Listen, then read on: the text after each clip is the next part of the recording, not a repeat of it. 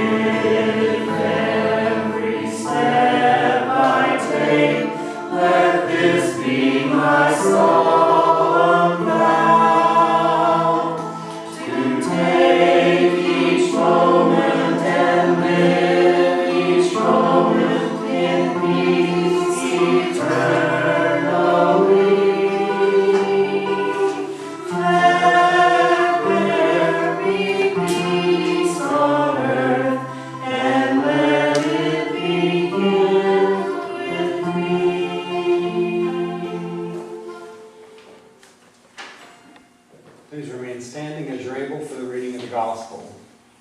This morning's Gospel comes to us from Matthew, chapter 4, verses 12 through 23. Jesus has returned from the time of temptation in the wilderness and is now about to begin his public ministry. Now, having heard that John had been arrested, Jesus withdrew into Galilee, and leaving Nazareth, he went and dwelt in Capernaum by the sea, in the territory of Zebulun and Naphtali, that what was spoken by the prophet Isaiah might be fulfilled. The land of Zebulun and the land of Naphtali toward the sea, across the Jordan, Galilee of the Gentiles. The people who sat without light have seen a great light, and for those who sat in the region and shadow of death, light has dawned. From that time Jesus began to preach, saying, "Repent, for the realm of heaven is at hand." Then walking by the Sea of Galilee, Jesus saw two brothers, Simon, who is called Peter, and Andrew, his brother, casting a net into the sea, for they were fishers. And Jesus said to them, "Follow me, and I will make you fishers of women and men." Immediately they left their nets and followed him. And going on from there, Jesus saw two other brothers, James the son of Zebedee, and John his brother, in the boat with Zebedee their father, mending their nets. And Jesus called to them, Immediately they left the boat and their father and followed Jesus. And Jesus went about all Galilee, teaching in their synagogues, preaching the gospel of the realm of heaven, and healing every disease and every infirmity among the people. May God add understanding to the reading of this gospel. Amen. Please be seated.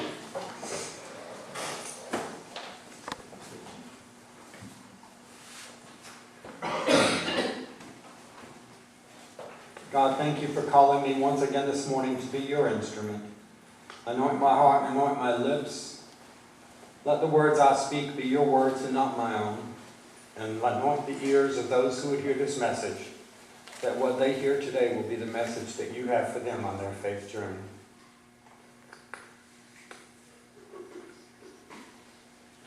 So many ways I wanted to go with a sermon this weekend, but you do have to be careful.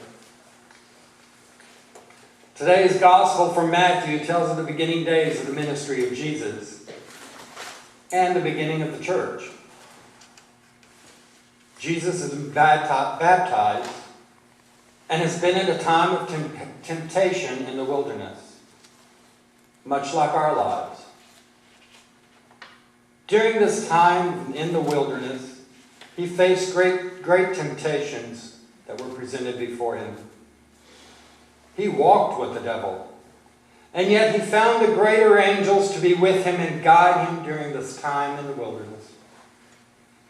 Then leaving the wilderness, and then leaving the comfort of the area that he had been raised, the area of the world where he was known and accepted for the skill sets that he had, for he was a respected and accomplished worker. He went out to the area of Capernaum by the sea. He wandered in areas with names that were at best difficult to even pronounce, much less to reach out to people he didn't even know. Jesus began his public ministry here. He began preaching of the coming of the realm of God. He began to build his church. Jesus built his church by inviting each and every person on a one-by-one encounter. The growth that Jesus focused on was not sudden growth, but a healthy, substantial growth. I've been reading a book and studying a book called The Grasshopper Myth. Normally when I get one of these church growth books, I quickly read through it and put it on the bookshelf so that it could collect dust, because all good books need dust. This book I've taken a very long time to read, and I read the same one chapter 3 times in a row.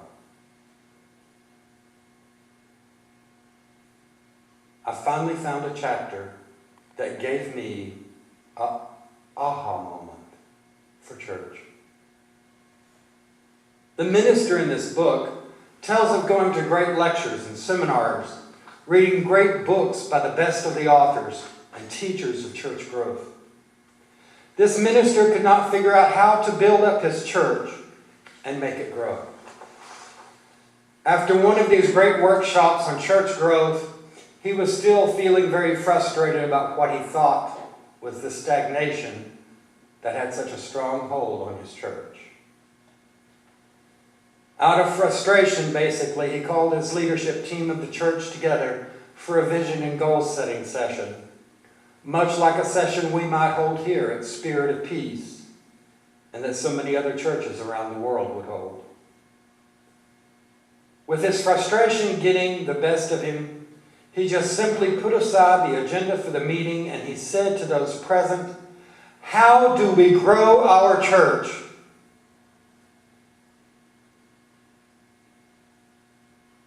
They all just looked at him. One small, meek voice. "Should not we be building Christ's church, just as Jesus did?" I reread that chapter, like I said, 3 times. And then went back and reread the gospel for this morning. Aha! Jesus didn't sit and keep attendance records to see how the church was growing. Jesus went from person to person, saw each of them doing what they did best. Jesus offered to the people in the gospel this morning the opportunity to do something different, exciting, and yet scary. Jesus put aside and told them to leave what they were doing and follow me. I will make you fishers of souls if you will follow me. We strive to grow our church by measure of numbers. But we must acknowledge that we are growing God's church by reaching out to people from different walks of life and saying to them, follow me. Come, let us do something greater and more exciting. Let us walk the streets with the kitty hats on. Let us walk the streets with signs that say you can't believe you still have to protest this kind of stuff. Let us walk the streets saying those who are disenfranchised are welcome. That's what church growth is about. We touch people in ways that we may never know will impact them to such a great degree that they find hope, peace, and salvation. I'm going to stray here a little bit. I took a phone call Friday night from somebody who you would probably say is not a Christian, doesn't follow Christ. When they moved into their new home, asked that everything that was symbolic of the church be removed, asked that the Holy Bible be taken out of the room.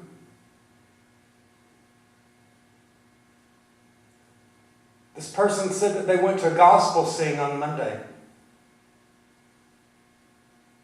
And she left because they said, what church do you all belong to? She felt funny. For the first time, she wanted to say, I belong to Spirit of Peace. But didn't know if she could. Didn't know if she had the right.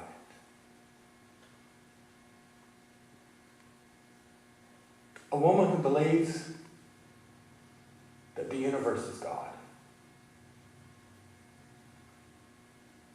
Someone that I was told just a couple of years ago, when this person goes, it's going to have to be a very private and strange service. Before I hung up, this person said, I hope this is okay to say. Pastor, when the time comes, will you be there to bury me?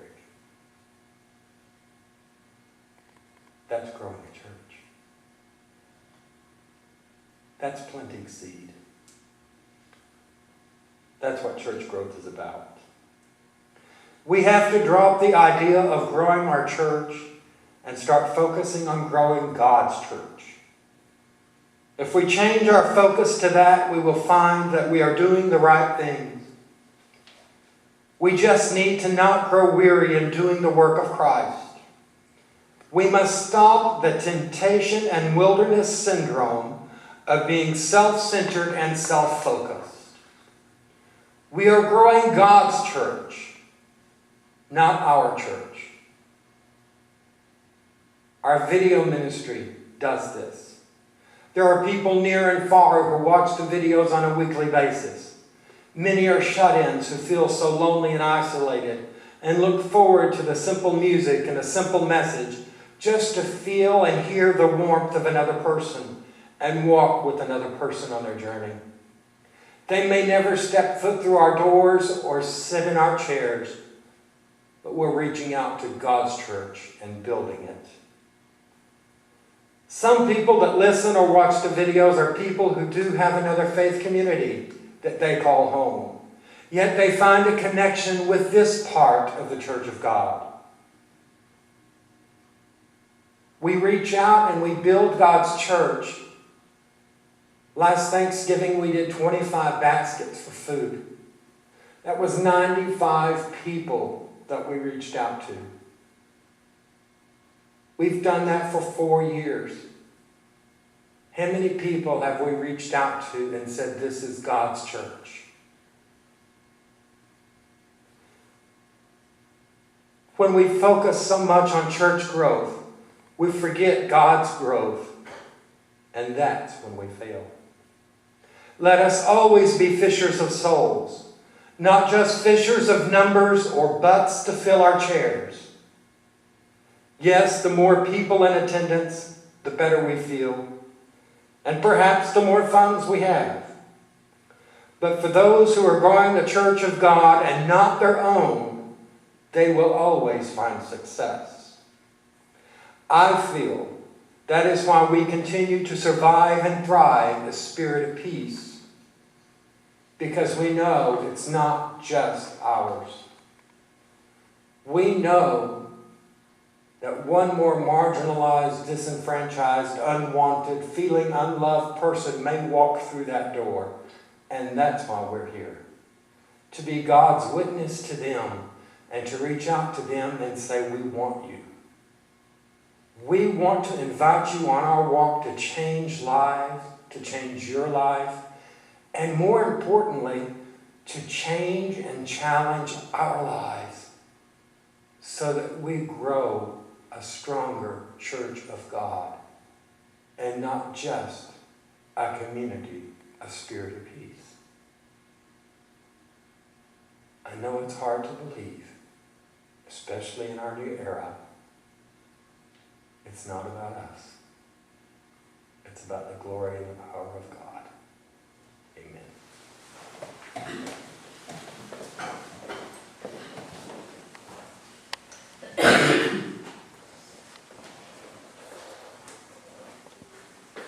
The communion hymn today is number 49. I have decided to follow Jesus. Please stand.